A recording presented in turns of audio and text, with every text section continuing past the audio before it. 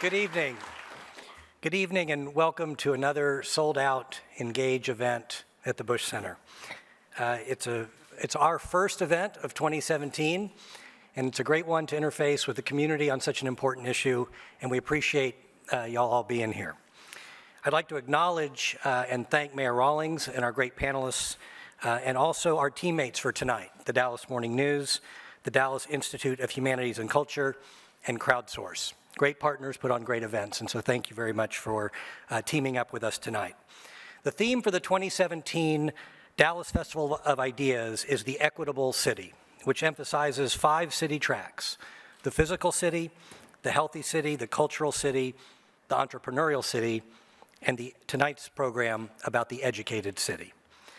And a community forum for each of these tracks is aimed at generating ideas that'll culminate in the series on April 29th of the Dallas Festival of Ideas at City Hall and the Plaza. It should be a very, very exciting day in April. Tonight, it's a special honor to join with the Dallas Festival of Ideas and the Bush Center on this topic. One of our goals when we got together as an executive team in the middle of the summer was to find ways that we could interface more with the community and add what we can add with the voice that we have at the Bush Center to the great work that's being done all over this great city. So tonight is that's the motivation behind tonight. And it's our pleasure to bring you, with our partners, this program. As you just heard, and for people who haven't been at the Bush Center is a little bit more than just the library and museum. The library and museum, which is on the other side of the building, is actually owned and operated by the National Archives. Think of that as the Dallas branch office for the archives that's on the Mall in Washington. And on this side of the building is the Bush Institute, where our job is to engage communities in the US and around the world to develop leaders, advance policy, and take action against today's most pressing challenges. President Bush and Mrs. Bush were very clear when they assembled the mission for this place that they said, we don't want this to be just any ordinary think tank. We want it to be a think tank and a do tank. We want there to be programs, we want there to be action, we want there to be things that come out of this besides just policy papers. So you'll see that in about everything that we do, and hopefully you can be as engaged as you can be in the work that is done here, and your participation tonight is a great first step. So thank you all for being here.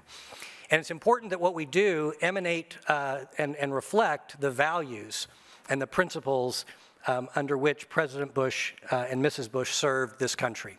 Our job here is to take on work that is inspired by them, and also work that is near and dear to their hearts. And tonight is no exception. Education is obviously a critical component of any great city, and it's a strength, and it's a strength behind any great city, and it's something that is kind of in perpetual motion. And there's always challenges, and if you take your eye off the ball, it's amazing what can transpire. President and Mrs. Bush have a long history of working to ensure that all children have access to high-quality education and the opportunity to fulfill their potential. They've continued that work throughout the rest of their lives.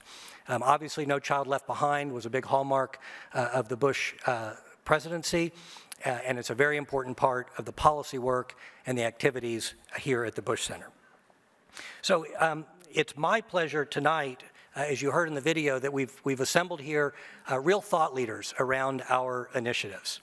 And I get the pleasure to introduce the director of our Education Reform Initiative, Ann Wicks Humphrey. Ann, before joining the Bush Center, she served for 5 years as the Associate Dean for External Relations at the University of Southern California's School of Education. Over her career, she's held management and fundraising roles at organizations including Teach for America, American Public Media, the Packard Foundation for Children's Health, and Stanford University. She holds a BA in American Studies and an MA in Education from Stanford, and an MBA from USC. She got a little wayward there, I guess. But most importantly, she was the captain of the Stanford women's volleyball team. She was part of 3 national championships, 2 as a player and 1 as an assistant coach. So if nothing else, we really want to meet Ann Wicks Humphrey. Please welcome Ann.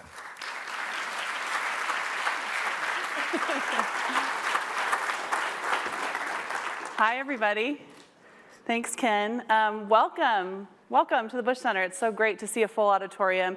We love talking about education here at the Bush Institute, so it's thrilling for us to have others who are joining the conversation. So my family and I, let's see if our slides will go, relocated to Dallas in August, and I have a 2-year-old son. You can meet him here. His name is Duke, showing you how to be a tough guy. And so as a mom in a new town, there were some things that I needed to find: a pediatrician, a preschool, an indoor play area when it was 100 degrees, you know, all these sort of important things. So where did I turn?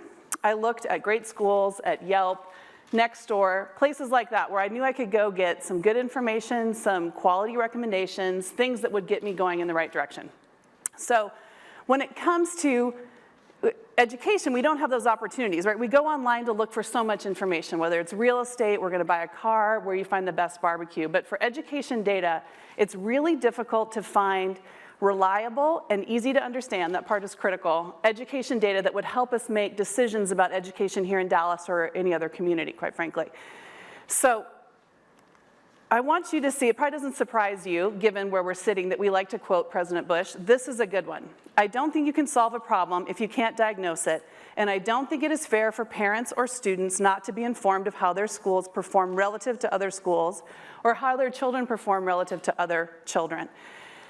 We're lucky that President Bush has cared a lot about education data and whether students are on grade level in reading and math since he was sitting in the governor's mansion in Austin. This has been a big priority for him. I think many of us remember his very powerful phrase, the soft bigotry of low expectations, which helped Americans in both political parties, quite frankly, understand why it was so important for us to measure the progress of student learning of all of our students, not just certain groups, so that we could intervene appropriately where we had gaps, and we could also really learn from and celebrate the success of our best schools and teachers. We're lucky here in Dallas that we have a mayor who really cares about the same thing and is deeply invested in education for our community. A few years ago, Mayor Mike Rawlings came to Margaret Spellings, who was then the president of the Bush Center, and she also served as Secretary of Education under President Bush, and Holly Kuzmich, who you'll meet in a few minutes, with an idea. He was really trying to understand K-12 education here in Dallas, especially comparing it to other cities, if you could do that. And he wondered if we could help pull together city-level education data in a way that would help inform him and his team about the opportunities and challenges in front of them and how they ranked against other cities that were similar to us so we could learn. So that kind of request, of course, is like catnip to the Bush Institute, and the team got right to work to see how we might go about doing something like that. The result of that work is a tool called State of Our Cities that lives on bushcenter.org. And I'm just gonna give you a quick tour of what the site looks like, and I hope you all check it out. So, welcome to State of Our Cities. This has taken over 30 education data points on more than 100 cities and compiled them in one place where you can see visual representations of that data.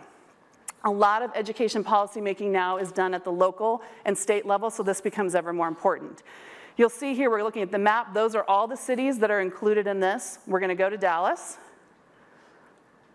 And we're gonna go to the city reports page. So there's our skyline. We're gonna type in a comparison city here. We're gonna look at Chicago. And you can see as the site scrolls down, there's lots of graphs. There's a drop-down menu that gives you some options about places and data you can look at to better understand what's happening here in Dallas. This, for example, is a stack rank chart, all the cities in here, looking at spending per student between Dallas and Chicago. A national average and a state average is in here. We're going now to high school graduation. You can see a comparison here between Dallas and Chicago. This is my favorite page. It's called Explore, and I like it because you can build your own report. So you can pick the cities that you're most interested in. You can see here they're selecting a few. They'll scroll up here and filter, so you can starting to build a custom report, and then you can go to these drop-down menus and select from these 30 indicators the ones you're most interested in to, again, build that custom report. If you are really nerdy like us, you can go and download the full data set and monkey around on it as much as you'd like. The spotlight section here gives us a chance to go a little deeper in a particular issue, so beyond the data to look at research and case studies to more fully explore an issue. Our first one is on after school, and we're going to be releasing several more throughout 2017.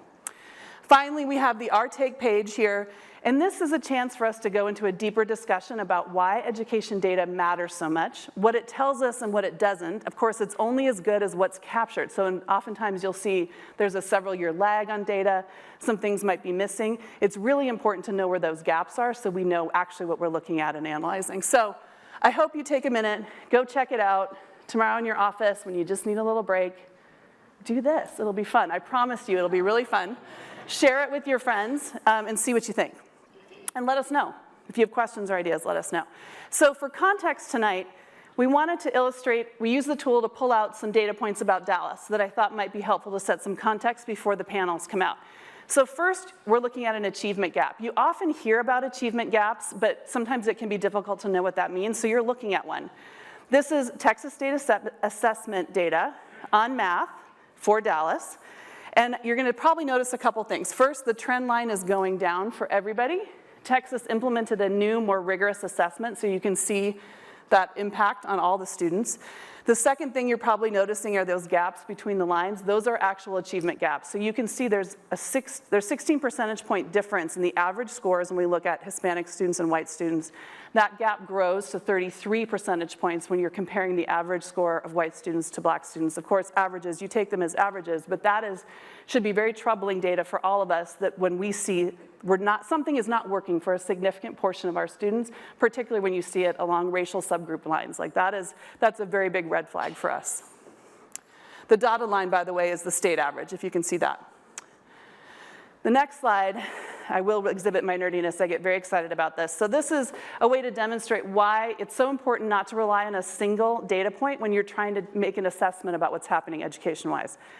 This is a stack rank chart of all 114 cities in the tool. Dallas is the red bar on the far right. This is high school graduation rates. Dallas does pretty well. We're in like the top 8 or 9 with an 86% graduation rate. Next, we're looking at AP course participation. So AP or advanced placement courses, this is typically a good indicator. You want students to have exposure and access to AP courses to help prepare them for college. It's a good chance to test out some rigor.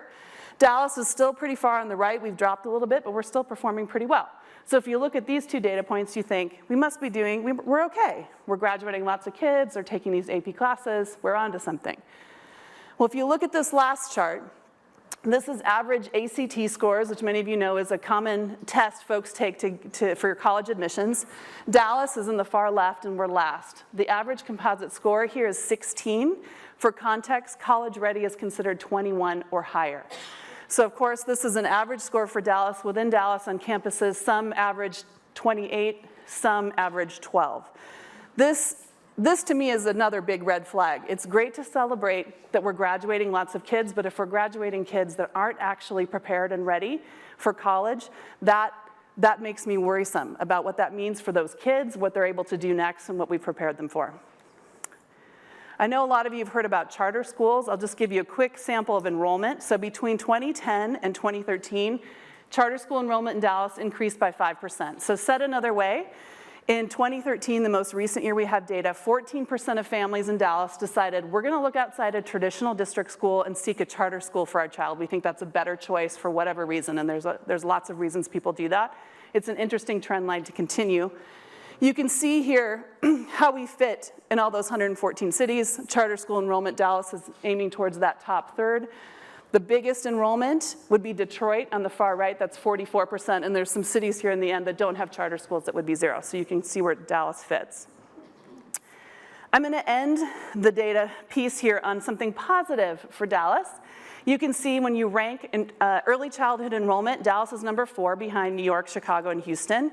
You might think, well, of course, we're a big city. We should have a lot of kids enrolled. That would make sense, but not all big cities do. So this is a promising indicator for us that shows our youngest students, our very youngest students, many of them, a significant percentage of them are getting access to pre-K, which helps put them on a path for success in kindergarten and beyond. So your challenge for the evening is to pretend to be a Dallas City leader for the night. So you can be the superintendent, city council, school board member, the mayor if you're like, he's here, you can try what it's like to be the mayor for the day. And think about the data that's in the tool, some of the things that we've covered, and some of the perspectives you're gonna hear next on the 2 panels. They're gonna bring some really great perspectives on what's happening here in Dallas. And we want you to be part of the conversation. So we certainly won't be offended. Take out your phones. I know you all have them. And like the Bush Center on Facebook, if you haven't, we're on Facebook. We're streaming on Facebook Live, so you can enter your question as a comment there. You can also do it via Twitter. Use the hashtag #EducatedCity. I know some of you all had a chance to write down questions when you came in. Thank you for doing that. I'm sure we can get more paper if you'd like to. Our moderator will make sure those are included in the panels and the Q&A. So speaking of our moderator, it is my pleasure to introduce you to Holly Kuzmich. Holly is a nationally known, very experienced education policy expert. She has experience on Capitol Hill, in the White House, in the U.S. Department of Education, and we're lucky to have her here at the Bush Institute as our executive director. So please help me welcome Holly Kuzmich. You're not Holly, no. Thank you for doing. Thank you, good job. Hi, Holly. Hi, Holly. Okay, thank you, Anne. Well, we're now going to get into the discussion portion of the evening. Let me introduce the rest of our panelists for you here tonight. First of all, hopefully all of you recognize him. We have Dallas Mayor Mike Rawlings. Thank you, Mayor Rawlings, for being here.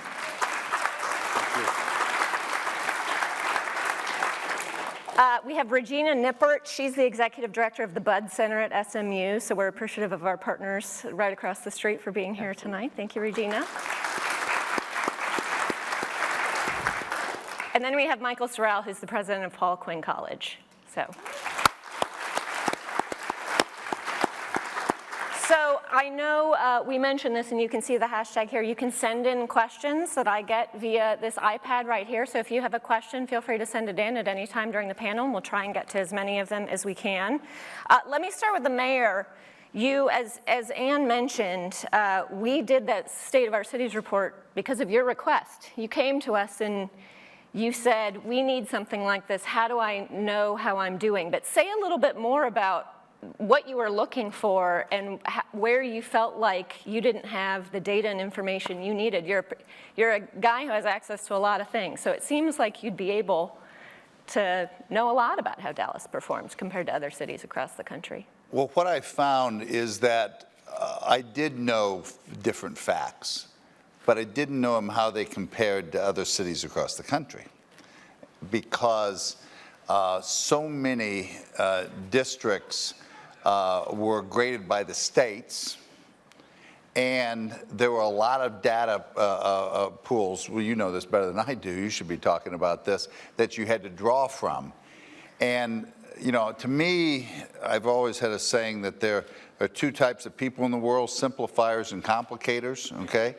And I'll tell you, in the education metric world, they're full of complicators, okay? And I wanted to kind of get it real simple. Are we better or worse than Denver? Are we better or worse than Atlanta? Because why is that important? Well, first of all, it's important because if they're doing something better than we are, we need to figure that out. And I would never get great answers to that. I'd said, who's doing it right? And there would be a lot of blah, blah, blah, blah, okay? People would not really give me precise answers, all right? So that's one of the places. Now we can look on some things and see who has teachers attending classes the most. We can talk about ACT scores. We can talk about graduation rates and get those answers. The second reason it was important for me is I believe change doesn't come easy, and you need motivation to change. So you change because either you have to or you're embarrassed that you're not changing. And we don't have to change our school system. We don't have to do reform things. But we are a very competitive world, and we're competitive. If the Rangers were at the bottom of the MLB every year, okay, there would be some changes made, all right? The fan base would stop coming, there wouldn't be support. But we don't know that on a national level. And so starting to kind of create and dial up this competitiveness, I think changes our attitudes not only in Dallas, but mayors across the country. And as you know, I'm the chair of the Education Excellence Task Force at the U.S. Conference of Mayors. And so we're starting to use this. And I just came back from Washington. We showed this. And man, people started to sit up and take notice. And they're going, oh, where's my city? And am I going to get not elected because of this? And now we're starting to talk about things, okay? And that's when I think real change starts to happen. So thank you very much to the Institute, to everybody that worked on the project. And so we'll move on to our other panelists in a second, but you know, you, like most mayors in the country, have a bully pulpit, but you don't necessarily technically have control of the schools. So how do you view your role? Well, and what do your fellow mayors say about this? You know, I think a lot of mayors are still trying to figure it out. Tenures of mayors aren't very long, but I've been doing it now 5.5 years, so I've kind of got through the learning curve. And what I figured out you need to do is, one, be the intellectual mirror to the school district. Speak the truth, okay? You know, say, look, these are the facts, okay, good or bad. Second, cheer when good things happen, and boo and throw beer bottles when bad things happen, okay? And if you do both of those things and you're intellectually honest, yes, I can endorse different candidates from time to time, but honestly, in the big scheme of things, I found out endorsements in local elections don't really mean that much. But talking about change and how we can do it better. And so I've got some opinions of where we are as a school district and how we can do better. Okay. So Michael, you being a higher education president, you see kids coming out of the K through 12 system. You see them both from Dallas, you see kids coming from across the country. Dallas has, as we saw here, they have one of the higher high school graduation rates, but when you start to look at some of the college-ready indicators, they do less well. Talk a little bit about what you see as a higher ed president with your incoming students. Sure. I think focusing on graduation rates is a fascinating practice, right? Because, and I'll give you a sense of what I mean by that. I was a college athlete. I know that there are people who graduate from high school that shouldn't. So you can get people through, but it doesn't mean that they were actually having the experiences that they should have that prepared them. So it's a wonderful metric to a certain degree. But what I like to know is, can you do the work when you get where you're going? And what we have come to see is there are certain cities that are producing students that are better prepared than others. And can you name names? I mean, I don't think that's in my best recruiting interest. Trying to cause a drop in my enrollment, okay? Thank you very much. I'll have to come be a fellow here if you about to lose my job. We'll have a side conversation. All right. But what we've come to see is that it's about whether or not students are really prepared, right? And preparation means several different things. You can be academically prepared and not be emotionally prepared, or not be prepared from the standpoint of, can you function in a college environment, right? Do you have the ability to understand that if class starts at 8, you need to be there at 7:55, right? That you need to be prepared. If we talk to you about doing your homework and you're looking at us and you're saying, but I never had to do homework because I was part of a school system that didn't have books for us to take home, right? I say this all the time to people. If you give students an A education and you send them home to an F life, all you've done is create a C- student. All right, so you have to address all of these issues. So I think that the beauty of what's happening here is that there has been improvement, okay? But the gap, and you know, we saw the gap, the 33% gap between the black students and white students, the 16% gap between the Hispanic students and white students. I wonder what the gap is if you pull out the magnet schools, right? Because we all know we have, and in case you don't know this, we have some of the most amazing magnet schools in the country.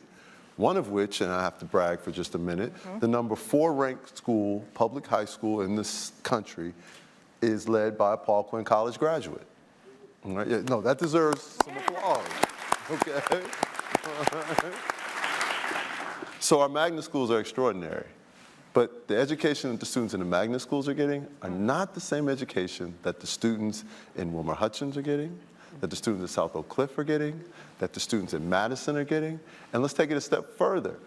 If you pull out the students from the AP courses, are those students in places like Hillcrest and Woodrow Wilson, are the rest of the students getting the same academic opportunities as those? And if you tease these things out, what does the data tell us there? So I think things are improving, but I'm worried about those students who are graduating but haven't had the benefit of the education that they should have. Mm-hmm. So Regina, Michael hit on this issue of, magnet schools versus some of the other schools and just the different quality of education. What have you seen? You've been involved in West Dallas schools for decades. Talk a little bit about what you've seen in equity issues that you've seen in West Dallas. Sure. And first thing I want to do is have everybody understand what equity is. Equity is not equality. Equity is equal opportunity. So my favorite illustration is 3 little kids trying to watch a baseball game over a fence. And one kid is tall enough, and that kid can look over the fence. And one kid has to stand on a box that they found laying around somewhere, and one kid needs a ladder.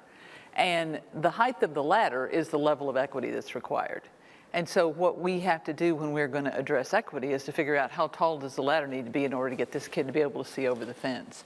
And I think the next thing when we look at equity in schools, and do not hear me saying that poverty is an excuse or that it's ever a reason to not try something, but the conditions in which people live enormously impact the equity with which they are able to walk into a schoolroom. I went to a women's march in Oklahoma City this weekend, and my friend and I decided we'd ride the Greyhound bus because it would be just like Amtrak, right? No. It's not at all like Amtrak. One of the things that I found, it was a reminder that there's a very thin veil between the life that I live and the life that lots and lots of people live who have fewer resources than I do. And there were a couple of things that were shocking to me. One is how expensive is a reminder. This wasn't a shock, it's something I already knew, but a reminder of how expensive it is to be poor. If you buy your ticket online for Greyhound, it's $37. If you buy it at the bus station, it's $60. The people who need it most can afford it least. And $60, the difference between 37 and 60 is probably the difference between meals on the trip and Doritos and Mountain Dew. And so that was a really important thing for me to see. Another really important reminder was that we treat the poor in this country like commodities rather than customers. And so when you're on a Greyhound bus, the purpose is to get you from point A to point B. There is no consideration for the pleasure of your journey, for the quality of your travel, for anything but making sure that you know what the rules are and that you pay attention to them. And so what happened by the end of the trip, I was sort of hear everybody on their cell phones talking to the people that presumably care enough about them to show up at the bus station.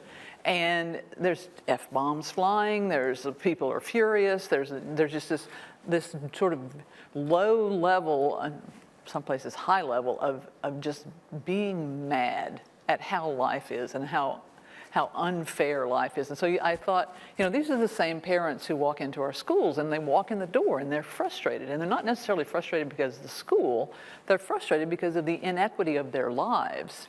And so you hear these frustrated people and they're not making their best thoughts, they're not making their best decisions, they're immediately hampered by this inequity. And then you have schools who are,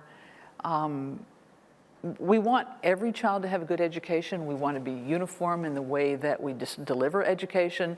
And yet what happens is we build these bureaucracies that make it very difficult to solve problems. Because you have to, I was working with a school a couple of weeks ago that's having a reading problem. We thought, well, we'll use iStation. We have a meeting, we talk about iStation, and then at the very end of the meeting, we've solved all the problems. Someone says, what about the fact that the computers don't work? Okay, that's going to make it hard to do iStation. But it's not, nobody got up that day and said, I'm going to keep these computers from working. There's just requisitions and there's processes that have to be followed and people do that. And so there are all these things that are kind of built in that contribute to inequity that to people like me coming in, I don't see those things because those things don't exist in my life. And so I think that's one of the things to really be aware of when we're talking about equity in education is how tall is the ladder and where are children starting and how do we get them to the place that they're starting in a relatively even place so that they can then accomplish at the same pace as their peers. Yeah. So this is a question generally for all of you. Talk a little bit about where you've seen progress in the past 5, 10, 15, 20 years, and sort of what gives you hope and where you think we've got something that's working well and that we should be looking at. Well, I'll start because I do think there's hope in what we've seen in the last 3 or 4 years. I think the school district has gone through some really tough decisions, and I applaud them for that. Having great principals, okay, empowering the principals to hire their staff as opposed to here are the teachers you're going to get. Was a critical decision. Working with institutions like TFA and bringing in new teachers, I think is paying off in many of these schools. The collegiate academies that we've started are great, and the businesses that surround and partner with that.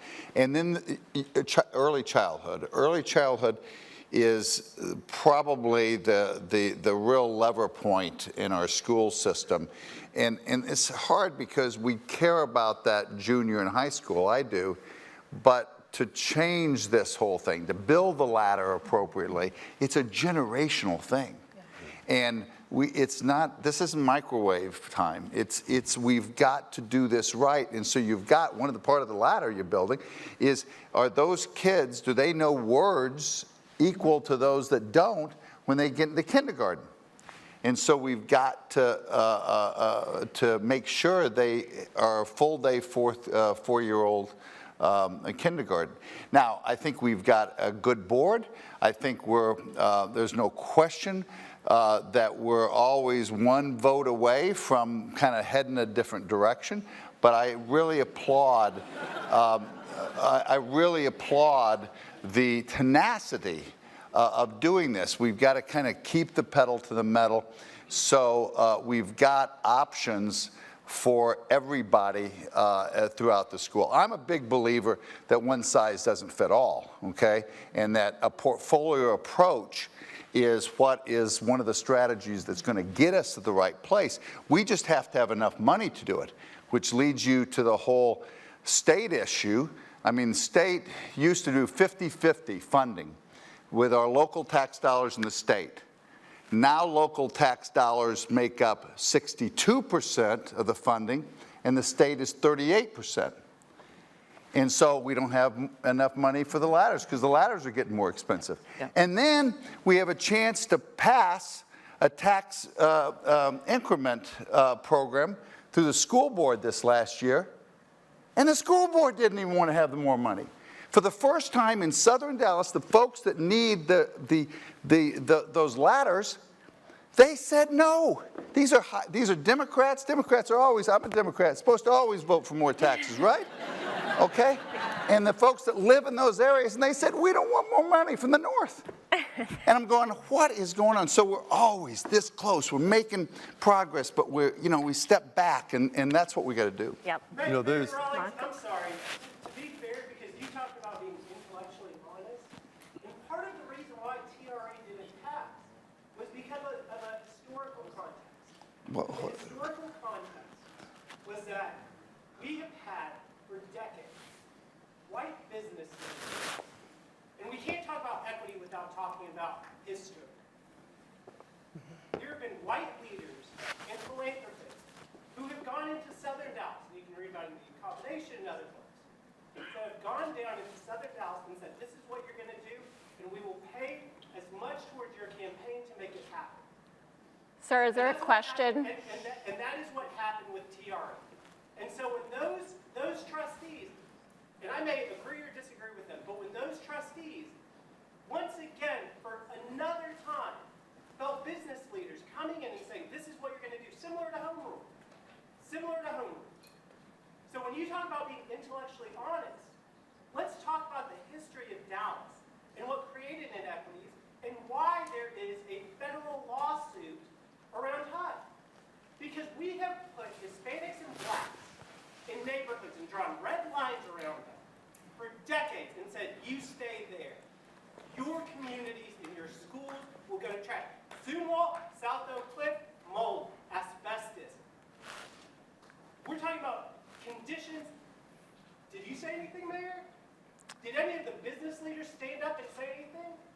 AT&T, when they were funding ALEC and providing the school-to-prison pipeline, did any of the business leaders, did any of the government officials say, AT&T, unacceptable? You can watch it on the documentary 13.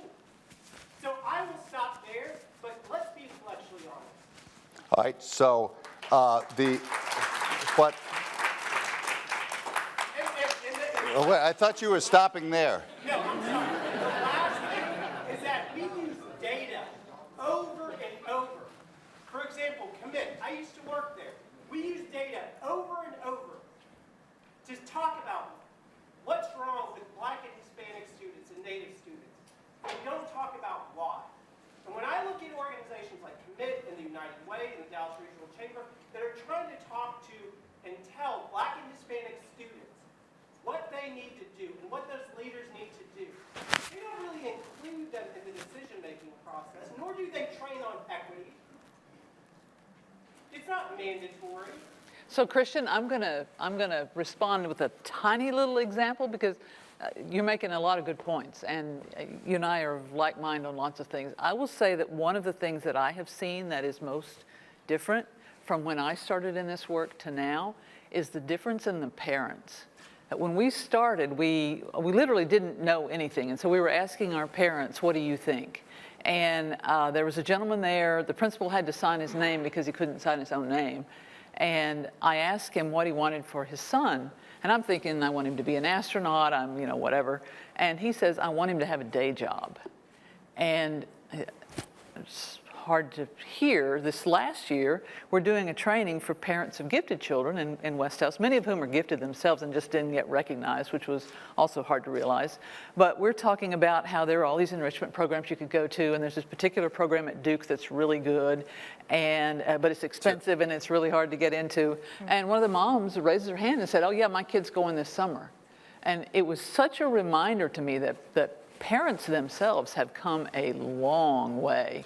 And so when you talk about listening to people and hearing from them, I think that's something that all of us, when we are in the, we're skilled people, we want to use our skills, we think a lot about what we do everything mindfully, and we sometimes forget that there are people out there who have come equally as far as we have, and that we can be allies and co-partners rather than being in a point where we're in a standoff with each other. Well, look, the answer to the issue is this. Forget about history, forget about politics, forget about all this stuff.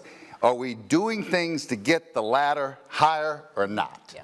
And when year after year, this system has 8% of its students graduating proficient for college, I'm sorry, we're not doing enough to get that ladder higher at the state level or the city level. And I will beg, borrow, and steal to get that. I don't care who's my friend on this, okay? It's about the kids, not about anything else. So that's where I'm at, and I'll stick to it. You know, I was going to say, I think this is the tension, right? This has always been the tension. This is the tension that exists in a city that has not dealt with its past, right? Like, I mean, it just is. So we're going to look around. So we talk about what's changed. So I will have lived here 23 years. And 23 years ago when I moved here, the evening news, must-see TV, happened to be the fights at the school board meetings. And I don't know how many people, you all are sitting on your hands like you weren't here, right? But how many people remember the fights at the school board meetings? Okay. So we've got to do a history lesson. So there was a time where there was such friction about the direction of the school board that at school board meetings, community leaders would fight with school board trustees. Okay, and this was broadcast on the evening news. All right, I mean, these are historical facts. Okay, I mean, real historical facts, right? So Not alternative. right, not alternative. There was a lot of people there. Right. So It was a huge time. So what happened was that you had trustees that didn't understand, didn't respect the students and their families, all right? And when people don't feel respected, they fight back. Yeah. And they fight back the only way they know how. Now, you don't get to judge how people fight back, right? When you created the environment and the circumstances that caused them to fight. So we now look around, and what's different now, quite honestly, is somewhere along the line we've decided we've got to do something, right? We have to do something. And there are lots of people who want to do something. The problem is we don't always truly learn from the mistakes of the past, all right? So the intentions are noble, right? Like, I truly believe that. But we're not dealing with the real undercurrent issues, all right? There is no universe where Sox should have had to fight that hard to get a new school, right? I mean, it just isn't. But by the same token, we have to understand, listen, this isn't that hard. Okay, but if we think that we can make all the changes that need to be made and the status quo not be changed, it doesn't work that way. All right, now, the mayor actually is an anti-status quo mayor, right? And we don't have to agree with everything. Like, the mayor and I haven't always agreed on everything, right? But we do have to acknowledge the fact that we are pushing the ball forward, okay? We have to do better. We have to do better. I educate a group of students that aren't prepared for college. And sadly, too many of those students are coming from our home school district. Okay, that's just the painful reality of it. So Michael, I mean, all I'm suggesting, and this is why this conversation is important, do we have the guts to change the game, or do we want to play the game the way it's been played before? So, for me, I don't want to play the game. Well, so we're not playing the game the way it's been played before. But here's the issue. In SOC we were. Well, SOC I mean, of course we have been. No question about that. At Zumwalt, we have been playing the game the same way. Okay. But these are things. So I agree, right? I agree. Like, because I'm furious. I can't like say that we've gotten a bad academics on this. I'm furious. I walk into those schools. I don't need to be told theoretically how bad they are. Right? The difference is I walk into the schools here, I walk into the schools in Oakland, I walk into the schools in Chicago, I walk into the schools all across this country, and we are failing our inner cities. All right? And we are writing the inner cities off, right? We're writing them off because our kids don't go to those schools. Okay? We come in from our suburbs, we come in from our urban suburbs, and we play God over these schools and over these people, and we don't deal with it. We don't deal with the reality because we can inoculate ourselves from that. The middle class has abandoned the urban schools. No question. And it's white, it's black, and it's Hispanic. Okay? If you're in the middle class, you're out. The marketplace is speaking. The question is not, oh, should we get involved? It's, I want to get people involved, because Robert Reich called it the secession of the successful. They have just left this thing. So the question is, are you going to be involved or not? And that's the existential issue we're facing as a city. And if I could, absolutely. If I could interject. Let Regina. She's going to break you two up. No, I think we're. I didn't realize I was going to be the meat between the bread. No, one of the things that because of the work that I do at the Bud Center, one of the things we're really fortunate to do is that we do see the middle class involved, and that's through the social sector. And I think that as we think about what's going to happen with our schools, how do we not abandon our inner city schools, there are lots of people at dinner tables tonight who understand what happens at George Washington Carver because they were there today. And so I think one of the things that's going to be critical for us if we're going to get past this impasse is we have to begin to figure out how to use that economic engine that is the nonprofit sector in such a way that it's not just also ran. It's not just things that happen after school and they don't really matter. In West Dallas, the social sector brings in about $40 million a year. And that's a lot of investment in community, it's investment in children.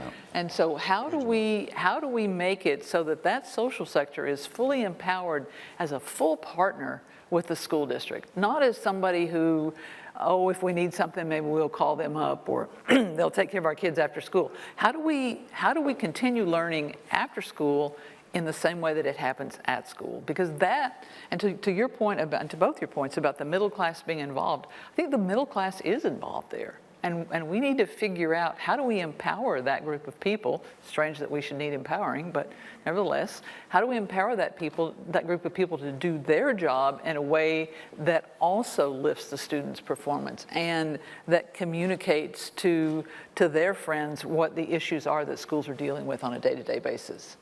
I think you used a word, and I want to, for this group, I want to better understand when you said this impasse. I'm not sure we have an impasse. Yeah, I don't see it. Okay? I think the question is, how are we going to do it? Okay? And I think what we all want to do is make sure that our ears are bigger than our mouths, okay? That we listen and include people in this process. And this needs to be a ground up. But I will tell you, I have a tough time when there are critical moments when we can raise more money to put in South Oak Cliff and early childhood and these things, and we don't get that money, whether they're Republican or Democrat or whatever, and we don't get it. I'm going to fight for more money. So that's the impasse that I'm seeing. Okay. When I hear about the Million Women March, and then I hear about, well, the right people weren't organizing it, or the right people weren't at the table, and I get that, I understand that, and so when the people that have come in to fix it for the people that have historically not had, that's an impasse, because people who haven't had will turn it down rather than taking it from the wrong person or in the wrong way.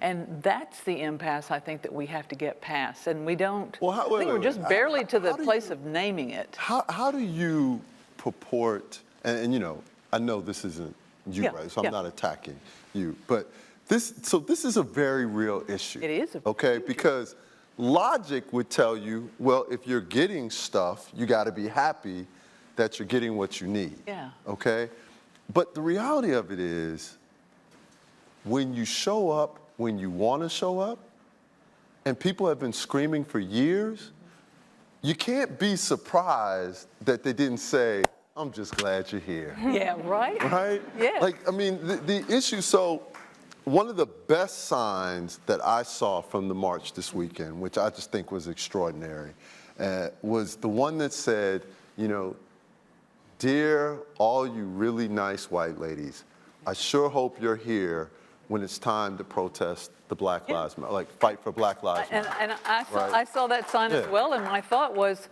my God, us really nice white ladies are dynamic organizers. We organize the crap out of everything. We organize the cookie drive, and because we can't all be prom queens, so we learn to organize. And, use us. Well, but this is the thing, right, is that, and look, I can't purport to speak for women, right? I'm not. Good decision. Right. Just make sure whatever comes next, make sure you tweet that, right? That I had a disclaimer, right? I don't want to go home and have my wife looking at me like, all right?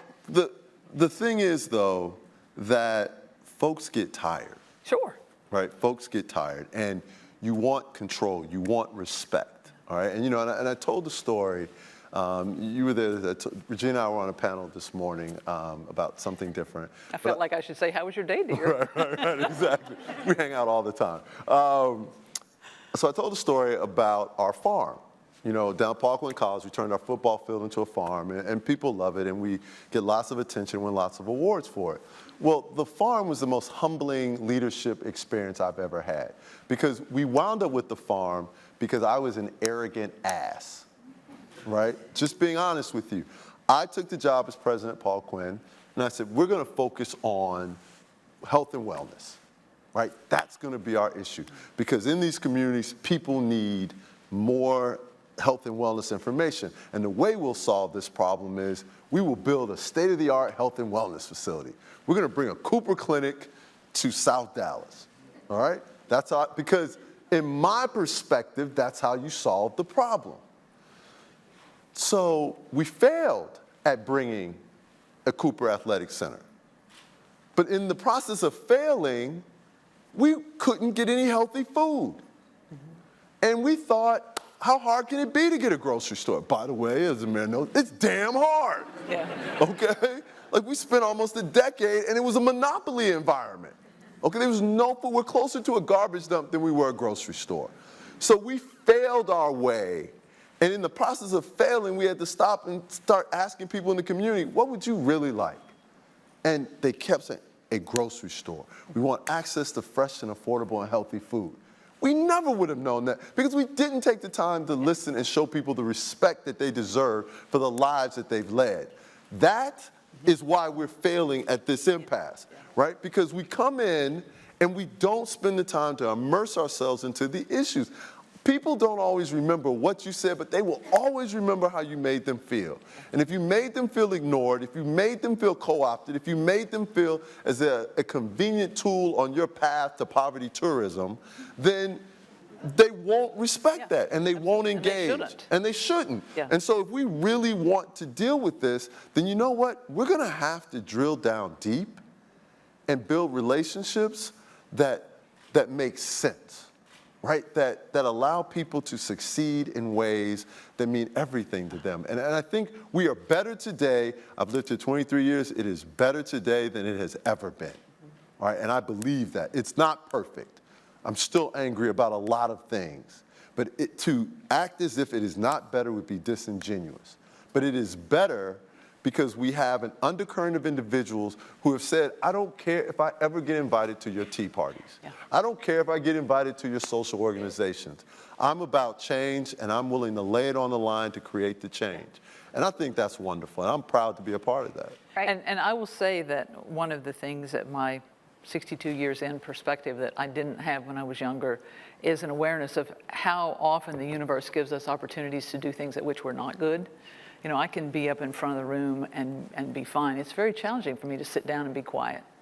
And one of the things that I have found when I am working in communities that are different from my community is that my best bet is to sit down and be quiet, because then I am a much better organizer after I'm done. And so to me, that's one of the immense joys, in addition to the people that we get to work with, is that continual opportunity for personal growth that comes if you walk in with a measure of humility and you say, I don't know what's going on here. Maybe I better listen before I start telling people what they need to do to fix it. But that's why you're succeeding, right? Like that is fundamentally why you're succeeding.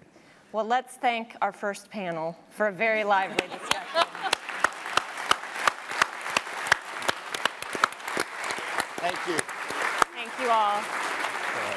Good to see you. We'll give them a minute. Thank you all. Yes. We want to thank you for all your questions. We found them very enlightening. Thank you very much. We do have some good questions. Let's now welcome our next panel to the stage. We have Nakia Douglas. He's the founder of the Barack Obama Male Leadership Academy, and he's now working in DISD in the South Oak Cliff feeder pattern. Ebony Cooksey is a DISD parent and former teacher. Thank you for being here. And then Ruben Navarrete, he's a fellow here in education reform at the Bush Institute. He's the syndicated columnist and has talked to thousands of parents and teachers over his years in journalism and writes significantly on education issues from both a local and national perspective, and used to be at the Dallas Morning News. That's right. Early in your career. Great to be home. Well, thank you all for being here. One of the questions I wanted to ask you, and we've actually gotten lots of questions about this coming in, is just the role of parents. And I want to start there and talk a little bit about parents, parent expectations, what you saw as a principal and what you see now, and as a teacher. How do you establish a good relationship? How do you break through on talking about data and things that sometimes can be a little bit above sort of a day-to-day conversation? So, Ruben, let's start with you, and this is sort of a general topic that you can attack however you would like. Okay, first of all, that first panel, this is going to be a tough act to follow. Yes.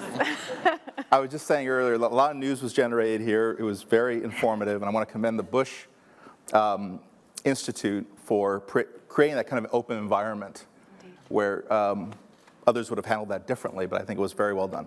And I'm proud, again, to be associated with the Institute for these several years. In terms of parents, it's something that, when you think back to, let's say, the 1980s and 90s, the National Council of La Raza had a program called Parents as Partners. And it says a lot in a phrase, parents as partners, an educational reform program.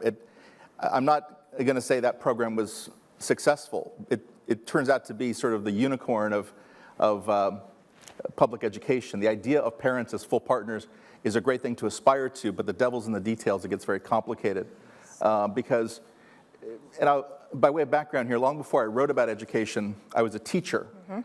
I was a classroom teacher at the K through 12 level for 5 years as a substitute teacher in my home district. So I taught in the same schools that I learned in. And I did it to support my writing habit when I was coming up in my early 20s, coming up before my first newspaper hired me. And I learned sort of what goes on in the teacher's room and teacher's lounge. I understood what goes on in classrooms. And I think that most teachers view their classroom the way that I view my office. When I was at the Dallas Morning News, I had an office with a door, and I would go in there to write editorials or columns. And I didn't much appreciate it if readers kind of knocked on the door, barged right in, pulled up a seat, and said, "Now let me tell you what I thought of your column this morning and how you ought to do things differently next week." I liked that they could sort of write a letter to the editor, but I didn't want them peering over my shoulder at my desk. And I think that the problem is that our public schools, teachers tend to view their classroom as their office, their private office space. And so they don't welcome parents into that space, but they do look to the parents to do much more than the parents are often doing. So, and then when it all hits the fan, fingers start pointing, and nothing gets my goat quicker than to hear teachers blame parents for, you don't value education, African Americans and Latinos don't value education, what do you expect us to do with these kids?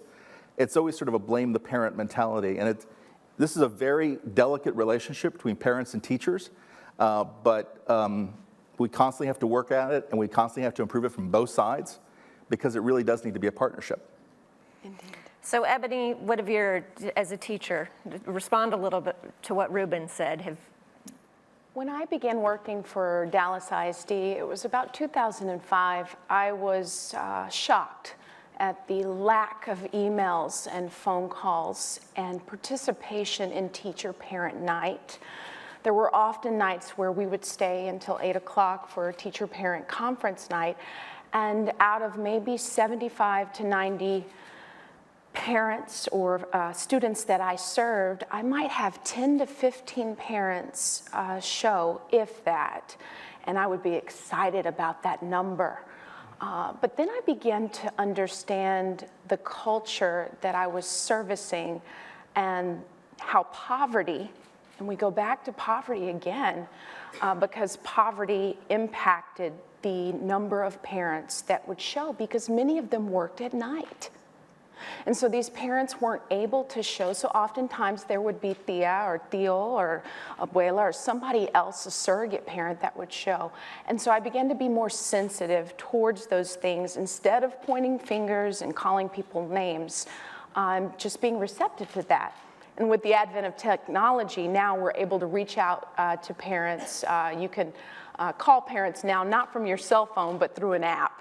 And you can reach them multiple ways through email and through parent conference night.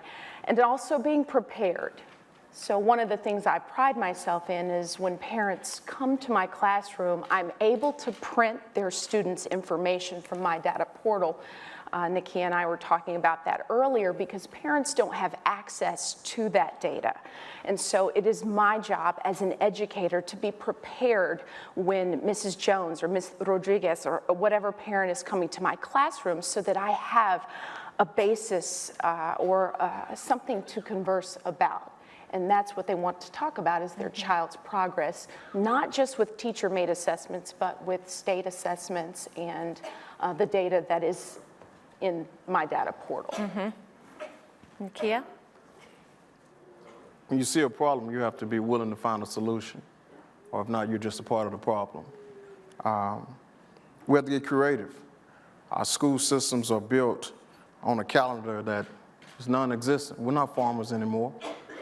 So when we think about how we have continued to allow this to be perpetuated, we have to be willing to change. And so when we started the work there, most previously my last campus at Barack Obama Male Leadership Academy, we knew we wanted to have extended school days, Saturdays and summers. But then we also realized that we had parents who potentially were coming from around the city. And so Monday through Friday, they have the extended school day, and then on Saturdays, we had a Saturday academy. And so the first question that came up, how are you going to keep your parents engaged? How are you going to get them engaged? So again, you saw the problem, you have to find a solution. Well, on Saturdays, we didn't run buses. And so we moved the PTA and the SBDM to Saturdays. So therefore, the parents were responsible for bringing the children. And while they're there, versus them wasting gas traveling back and forth, you create that environment where it's not only an environment that's engaging for the students, but also educational for the parents. So you have to be transformative in that. When we think about parents, parents are the kids' first teachers.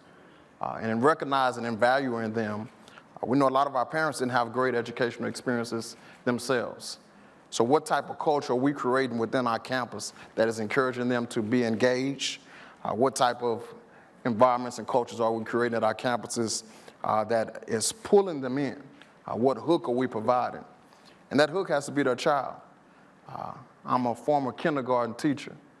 And so I was a black male kindergarten teacher, so I was that unicorn in education. That was my initial hook. Because the parents were wondering, who is this man that you're talking about that's teaching you? And no, a black male teaching kindergarten, let me get up there. The moment they came in, I knew I had them hooked, because my next words was to them was specifically, now I know who you are, you know who I am, you understand my expectations, this is what your child is going to experience, and this is what we're going to do collectively. Mm-hmm. And I've taken that same mentality into our schools, and now my new position to oversee an entire feeder pattern. Yes, ma'am. So say a little bit more about, you obviously are a pretty dynamic leader and have some strong ideas about what you wanted to do when you founded that school and put it into place. Do you feel like other principals have that, do they have the authority, number one? Sort of what stands in their way from doing that? And how do you think about, now that you're in a new position, yes, ma'am, if you were to make a recommendation about thinking about principals and how we get really high quality principals in place, what would you say about that? There's a saying I used to say to our young men, the first person you lead is yourself, first person you have to believe in is yourself, first person you love is yourself. You can't believe, lead, or love anyone else until you first do it for yourself. And so in this new capacity of serving principals, there's an understanding of building their capacity and first and foremost, them taking ownership of the work that they signed up to do.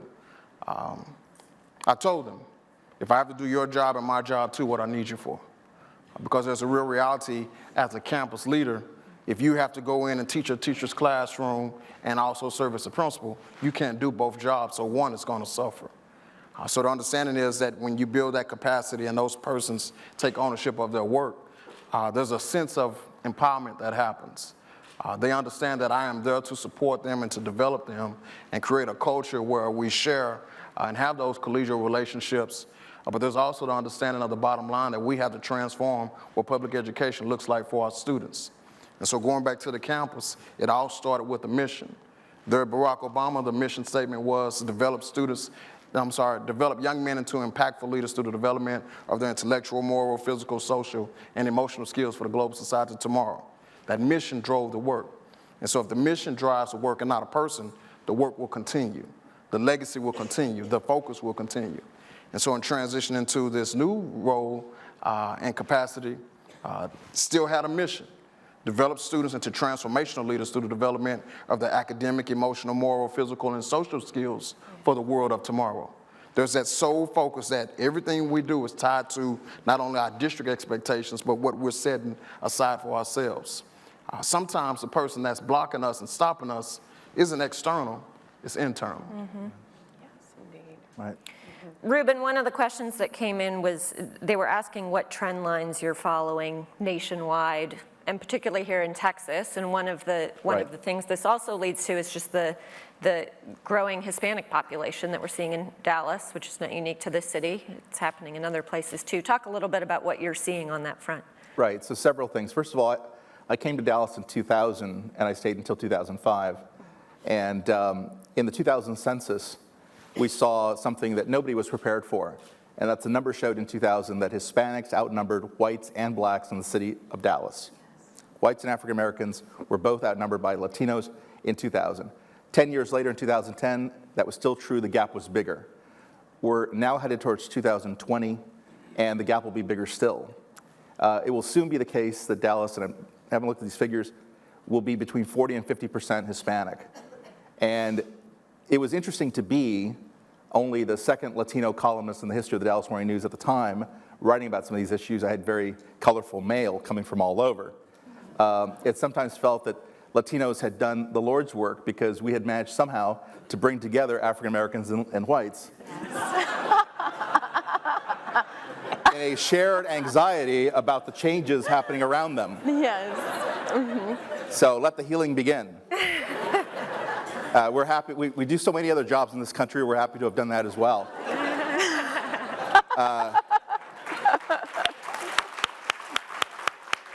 So it does present, though, for the education system and for teachers and for the dynamic, a whole different set of challenges. Because oftentimes you'll find that Latino students are being shortchanged by schools that are run by fellow Latinos.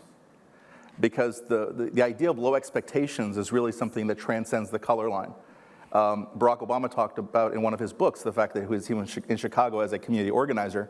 He was battling African Americans who were running the school district who were not accountable for the African Americans they were teaching. Yes. So oftentimes in cities like Los Angeles, you have a problem, and it's not easy to sort of point the finger at, this white-run school establishment because it's run by Latinos.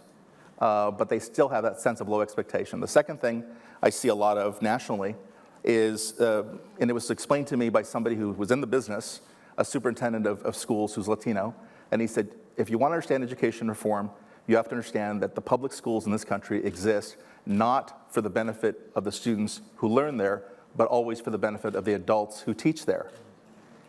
It's adults who pay money into teachers' unions, it's adults who vote in elections, it's adults who vote for mayor and for school board members. It's a misnomer to think that the schools are there for the kids, they're really for the adults. And the goal for most teachers' unions is to negotiate deals that allows you to get the most amount of money teaching the fewest number of days per year. That's a whole different interest than the student's interest. And lastly, the sense of the big divide is really not between races or even classes. It's between people who are inside or outside. Let me give you an example. My wife and I, my wife's a teacher. She's a Montessori trained teacher who learned at SMU, in fact, and a language therapist. When I beat on teachers, she lets me have it. Because we have a dynamic in our house. We have a parent sitting at a dinner table across from a teacher. And the divide there is between somebody who's an insider, that's my wife, versus somebody who's an outsider, and that's me. That's the real dynamic at work here, and that really shapes how you see the system. So the folks on the inside feel that the system works fine, just needs more funding, and they resist accountability. And the people on the outside, including many parents like me, we're constantly pushing for greater amounts of accountability. That's the real divide. So Ebony, you're a teacher and a parent. Yes. How do you sort of think about that insider-outsider? Okay, the word inoculate was used by the previous panel, and I thought of myself as being guilty of doing that. As a mother, I had a home off of a street here in Dallas, and I had a son in private school and a son in magnet school. One of my sons attended Booker T. Washington High School for the Visual and Performing Arts, and the other one was at St. Bernard. We were inoculated, but every day that I got in my car, I drove south of the Trinity to teach. And so I was privy and quite aware of the disparity that existed between the magnet schools and your ordinary ISDs. And you talk about the demographic shift. Well, one of the requirements for me was that I be ESL certified. And the year that I entered into teaching, I really didn't know what ESL was. I knew what it stood for, but they mandated that all English teachers be ESL certified and that we annually renewed our TELPAS certification so that we would be able to teach the growing Hispanic population. So it's not just about bilingual education, but actually being culturally sensitive enough to know how to teach second language learners in an English class. And I don't know if some of you can imagine this, but imagine teaching Shakespeare, which is a foreign language all in itself, to second language learners.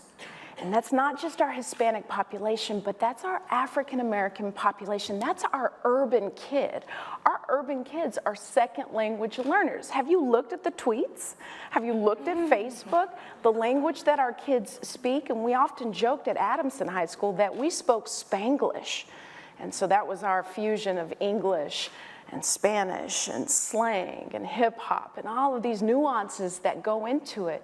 But imagine having to teach a child to be ready to write persuasively, to analyze rhetorical strategies.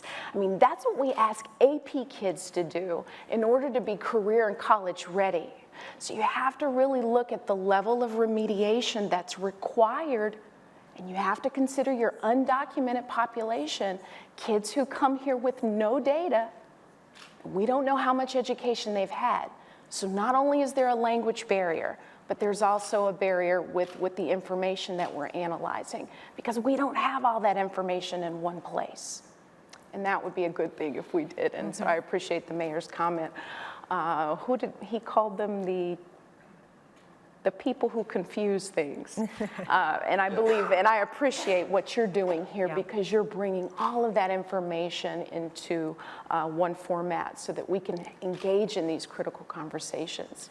Yeah. If I may, though, quickly, the balancing act is always the same, and that is, if you think back to the 1960s, the dynamic between African Americans and students and parents across the table from white administrators, even when the white administrators are trying to be sensitive to the challenges that African Americans might be facing, it oftentimes descends into a kind of paternalism, a patronizing attitude that again is born of low expectations. Condescending. And so, yes, it's condescending. So now the challenge is whether a student is undocumented, whether a student speaks only Spanish, that can't be used ever as an excuse for not delivering onto that student the same education, if they're to dream, that they're offering up in the Plano Unified School District. So on bilingual education, that's where I really cut my teeth in writing about education in Arizona.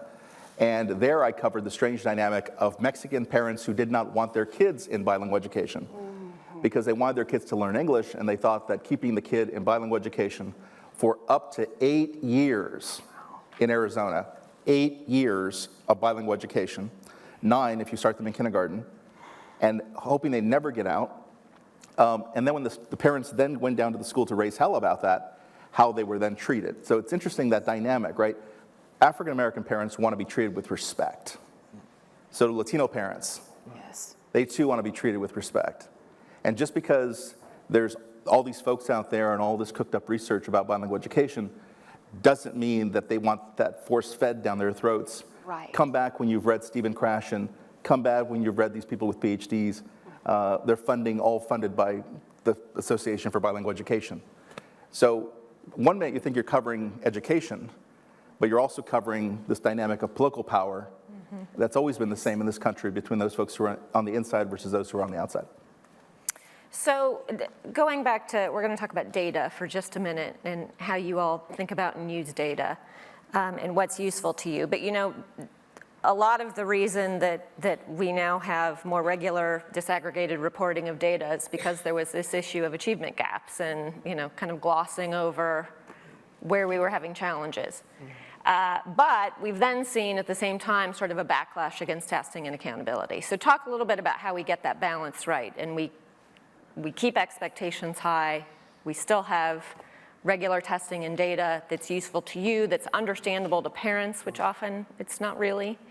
So talk about that, how you've addressed that issue, and set a culture within your school too of using data in useful ways. In some instances, a lot of our school districts and schools are data rich but information poor, because there's that divide in, I'm providing this for you and this is what the rating is of the school, but you don't understand the true context of what's happening within the day-to-day interactions within the schools. When we look at everything that's available here through the Bush Institute, it's phenomenal. Because men lie and women lie, but numbers don't. And so we see and understand those gaps, and it's what we're doing with that data. We've known for decades about the performance gaps, but what have we truly done in regards to closing that expectation gap, that opportunity gap? A lot of our students haven't been provided the best opportunities. When we look at a lot of initiatives that are moving forward to get the best teachers into the lowest performing schools, that should have never had to take someone providing a financial incentive for that to happen.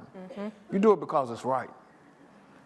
What's interesting for myself, my entire career as a principal and to where I am now for the last 13 years has been within a 5-mile radius. So I literally went from Maynard Jackson to Maynard Jackson Middle to A. Smith to Barack Obama to now overseeing the South Oak Cliff feeder pattern. I haven't left, but there are persons that will use data to manipulate it for whatever purposes to paint a picture that there is no hope.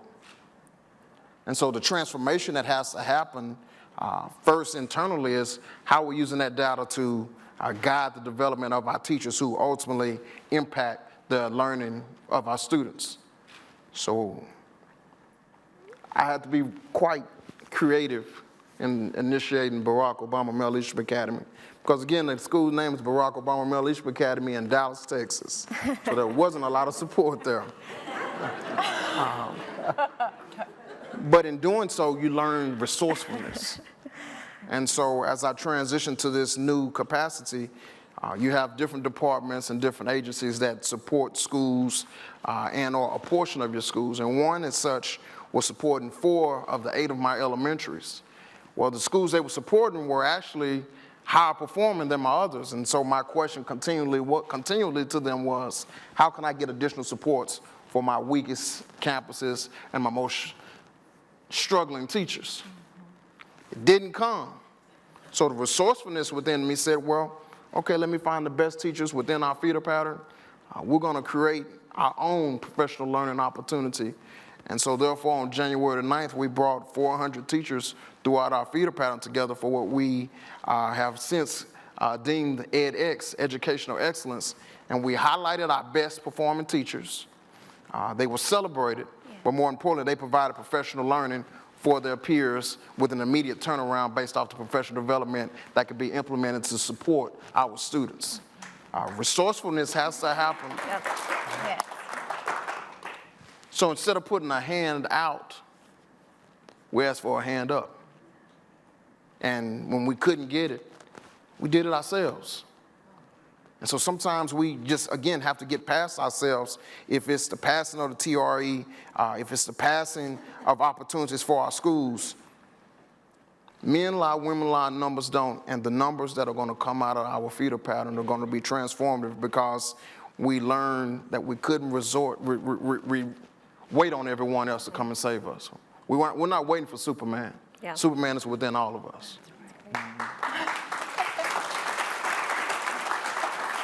Ruben, what have you, in all of your, in all the times you've talked to parents and teachers over the past few years, how do you sort of think about this issue of testing accountability and high expectations? Right. It's very interesting that when you talk to parents as a whole and you get their opinion about testing, a lot of it has to do with where they live, whether they're in the urban area or the suburbs, the color of their skin, oftentimes the schools they have. There's this battle that exists within the Republican Party. And whenever I'm talking about education in a political context, I'll say, education is really interesting when you think about it politically because the Democratic Party splits up between teachers' unions that want to keep the status quo versus African American and Latinos who vote Democratic who want to change the status quo. And there's that civil war going on. The Republican Party, though, isn't immune to it because in the Republican Party, you have the No Child Left Behind / accountability movement, formerly known as No Child Left Behind, but the accountability movement, people like George W. Bush who believed, as he put it in a meeting that we had at the Institute, look, if I want to know if a student can read, I give them a reading test. Just makes sense, you know? That's that accountability movement versus the local control folks in the Republican Party who are like every suburb for themselves, who don't feel like they should be responsible for people in another part of town. So there's a civil war there going on as well. So I find it interesting that Latino parents, when polled, say, we want you to test our kids more. We're not afraid to test. We want you to test our kids. Why? Because we want to know how well they're doing. You talk to African Americans and you say, you know, do you want us to test your kids? And they say, absolutely. Because African American parents, like Latino parents, are under really no illusion about the fact that life was supposed to be this carnival ride. They know life is hard, and they're not afraid that the kid's head's going to explode if he has to take a test. But you contrast that with some parents, white parents in the suburbs, who are afraid to test their kids because they're afraid that they're going to come back with scores that are a lot lower than they expect. And when people move into the suburbs and they buy expensive homes, you know, the realtors sit down and they lay out the test scores of the local school districts. Yes. They sell their homes based on, you know, how the schools are doing. You can call any realtor in Plano, right, and they will tell you, a realtor, before they sell you your house, what the schools are testing in Plano, okay? So when you move to Plano and you've spent all your money and you're working real hard and you're working around the clock to pay for the house, you have a lot invested in this narrative that says there are great schools in Plano. yes, If you start doing testing and you find out that the kids are not doing so well there, the next question is, well, maybe the schools are not as good as I'm paying for. So all of a sudden you have this conflict between the folks who believe, as I do, that a test will not kill you, and that we ought not get distracted by the bright, shiny object of a war on testing, but rather that it's much more dangerous to let the local control folks have at it and just say, hey, as long as it's working in Plano, fine. We should never come to that point. And we are all linked together. We're all part of the same community. Yes. At some point, we're all going to be paying into the same Social Security trust fund. I just don't understand how it is that we have let ourselves get conned into thinking that just because your kid is doing okay in your school district, that you shouldn't be worried about how kids are doing in other school districts. Holly, may I add? Yeah, sure, please go. Teachers, what I find, we don't want to feel like we're teaching to the test. And I appreciate what you said as a leader, because a good leader gives his teacher opportunities to participate in leadership, for the opportunity to advance or to remain and be successful in the classroom. So we look for some freedom, and we look for some leeway, and we look for trust, that you would trust in the degrees and the certifications that we have, so that we can explore methods of learning, so that we can create critical thinkers, students who make inferences and draw conclusions, and not just know how to bubble multiple choice answers on a test. And that's not critical thinking, and we know that. There was a time where I did away with Scantrons because I wanted them to write.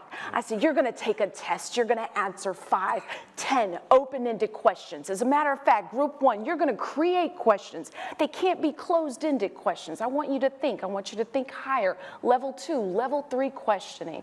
And we don't always have the time to do that, and that leads to teacher burnout. You wonder why there's so much turnover in the classroom and why you can't retain your good teachers. Teach for America has been wonderful. It's been supplying the schools with these new teachers, but then there's also the dance of the lemons. The question of how we get the older teachers and the teachers like me who are in the middle, and then the ones that are younger, to buy into the fact that the classroom can be dynamic. We can use music, we can use text, we can use film, we can use all the things that they use at the Institute of the Humanities to teach and make learning fun again and stimulating, and not just teach to the test. Let's be clear about something, though. The paradox that teachers always run into is that, let's say I'm a math teacher, and I am of the view that I'm against teaching to the test and these national tests and these statewide tests. But every Friday, I give a math quiz. I give tests all the time. Teachers give tests. We do. And you can always make the same argument that we're only taking sort of a snapshot of what you know about math on that day during that hour. True. And so the paradox for teachers is the same. if a test is okay to reflect accurately what a student knows within your classroom, in the curriculum, why does it cease to be okay when it's administered by Washington or by the state? And here's the answer. Here's the answer. It all depends on who bears the penalty when the testing doesn't go. Right. The number one problem teachers have, okay, with the testing is the notion of high stakes testing, okay? So Junior takes a test in math and he flunks it. As a teacher, no skin off my nose, okay? I hold him back, I flunk him, whatever. You gotta go home and tell mom you got an F in my class. But when you start calling up from Washington, as they did with No Child Left Behind, and say, we're gonna penalize schools, we're gonna take away funding, we're gonna put you on the list, we're gonna implement merit pay, we're gonna make sure that we pay teachers who teach better than other teachers more than those. Yes. At that point, it was Katie bar the door. Yeah. Because what teachers then said was, wait a minute, I was okay with the inequity of testing when somebody else was bearing the burden, namely my student, but now it's on me.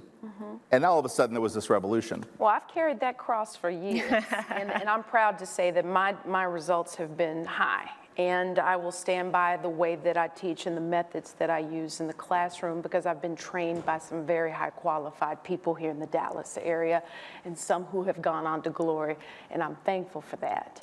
But yes, you do have a valid point, and now we do pay for performance. We know that in the past, with Title I funding, there were stipends that were given for results, and numbers is a bottom line business. And the problem I think that we face with that is, are we going to have people playing with the numbers? Because if you link pay to performance based on the results of those tests, and we know it's already been vocalized in the news, there are people who molest the data, who change the numbers, who do whatever they have to do, and then it becomes dog eat dog. Right. We don't want to get to that. Nakia, I'm going to give you the last word, and here's my question for you, and you can add to it, though. What do you wish the general public better understood about Dallas schools, and what it is you do? There's some phenomenal work that's happening within our schools, and the generation and or communities you all think can't be saved, can be saved. Engagement, encouragement, exposure, environment, and excellence are the E's of excellence for our schools and for our campuses. And so the accountability that we're all talking about actually has to be a shared accountability. Our city can't boast great schools just because they're magnets. We need to boast great schools because all of our schools are having success and are proven to create young men and young women who will pick up the mantle when it's our time to step back. Our city does have some healing that it needs to continue, because sometimes people think that if I give a gift and I provide it financially, that is all that I need to do. Coming from a single parent household, I didn't want my dad's money. I wanted his time. I wanted that knowledge and wisdom that he could provide so that I could see within myself what I could eventually be one day. And so it may be that you spend time mentoring at a school, or that you come and sponsor a school, or that you adopt a campus and you spend time, because a lot of our young people think that we were all born with silver spoons in our mouths and that we didn't have any worries in the world. And so just you sharing your story can transform that young man or young woman when they understand that you came from nowhere, or if you came from privilege, how you see that the world is bigger than myself. There's a true battle when we think about accountability and we think about our schools with the new school report cards. We were very honest on January 9th when we were talking about with the teachers before they went to their professional learning sessions. These are the grades that TEA has given us. This is the earned autonomy that your campus has earned. This is how your campus is graded within Children First. We put all data metrics out there so they can see what scarlet letter are you carrying around and what are you willing to do to change your practices and create an environment where this letter no longer defines you because of the success you're having with your students, but then ultimately how we're redefining how we share our own story and how we improve our practices to improve our students. Our neighborhoods, unfortunately, on the southern sector of Dallas, were inundated with a lot of charter schools. And so we understand that that is not necessarily always for improving students, but sometimes there's the financial gains that happen between that. And so in creating that balance, it has to be that conversation that we create such an environment within our schools that our parents will always choose DISD first. Yep. Good. And so when we look at our collegiate academies, we look at our choice schools that are coming forward, we're telling a new story. We're telling there is excellence within our schools, and this is why you need to come back to Dallas. When Superintendent Hinojosa first left, he made a statement to me and said that our campus at that Barack Obama would be a reason why we would capture some of the African-American Hispanic middle class to come back to the city. At first, I didn't understand what he was saying, but there became a group of realtors that started coming down to visit the school.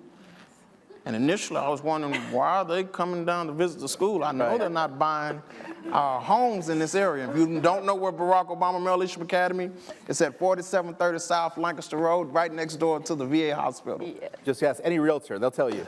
But the reason they came down when the parents and the families that were moving into the area were going to great schools and Yelp and to research schools, they kept hearing about the campus but didn't know. And so they asked these persons to go out and investigate for us. When you create great schools, great communities will come. And by way of that, the community there on Lancaster Road has grown tremendously. And we know what's going to happen for all our community, but more importantly, we know what can happen for all of our schools and our city if we improve and focus on the schools that are serving our students. Thank you, Nikia.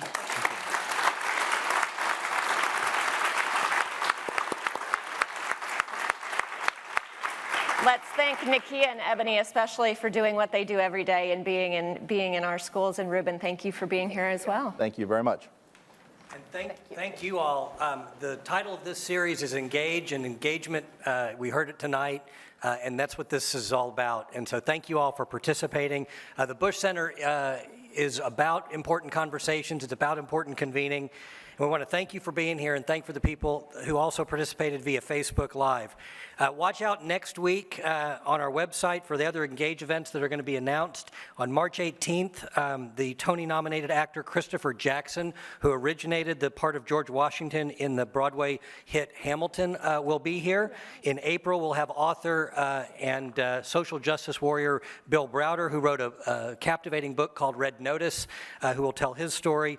And then in May, we'll have a very special event with President Bush to celebrate America's heroes, wounded heroes, and the exhibit that is going up on March 1st across the way in the museum, demonstrating the 98 portraits that President Bush painted of the wounded veterans.